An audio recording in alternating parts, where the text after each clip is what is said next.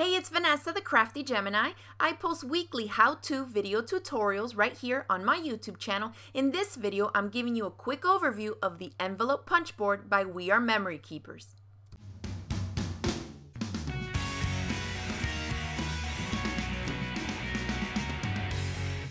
This is the envelope punch board by We Are Memory Keepers that I'll be working with. If after watching my video you decide you want to buy your own, I've already included a link in the description box below this video on where you can buy one. So when you open the package, this is what you get. You get a little bone folder that stores right inside of the board, and that's it. For storage purposes, it's only about 10.5 inches by a little over 7 inches, so it's pretty small, but you can do tons of different envelopes with it. So the board itself is made of plastic. It feels kind of flimsy, but it really does get the job done for what you need it to. So the bone folder stores right there, and I'll flip it over. You can see it just kind of slides into its own slot. Here are 2 punches that I'll tell you about in a minute. But first, let's go over the measurements you see on the board here. There's 3 different sections, and there's columns in each. One for card size, another for paper size, and one for score line. Basically, you decide what size card you need to create an envelope for, and then look under the paper size column and cut your paper to that size. The score line is what you're going to measure on the envelope punch board, and you're ready to make an envelope.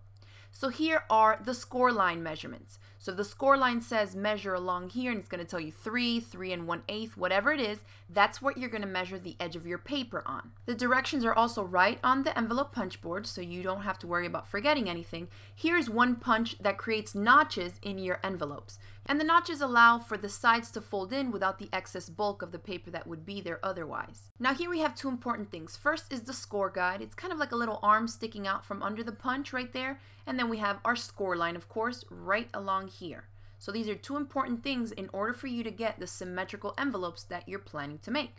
On the other side of the envelope punch, we have a reverse punch, which is a simple little punch that's going to round out corners for you. You can use this for any of your projects, but it comes in great to round off the flap of your envelopes. So just slide in a corner of the paper and punch it down, and it's going to round the edge right there for you. So let's make a quick sample envelope so you see how it works. I cut a piece of cardstock to size based on the envelope I want to make.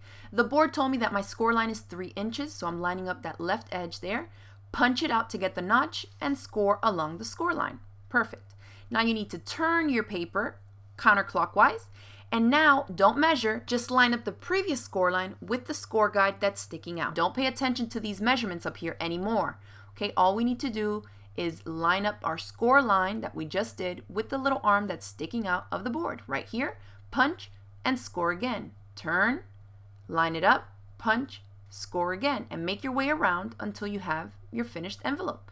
If you just fold in the sides, you just glue where you need to. Remember, you can always use the reverse punch to round the flap or the corners of your envelope.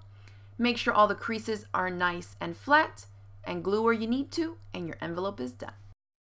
So I hope you enjoyed this video. If you did, hit it with the thumbs up below, share it across the different social media sites, and if you wait to the end of the video, I'll link you to another tutorial using the envelope punch board where I show you how to make these envelopes, which are great to include in mini albums and scrapbooks to hold all your different types of tags. If you want to see more crafting tutorials from me, make sure you click the subscribe button so you won't miss out on any of my future video tutorials.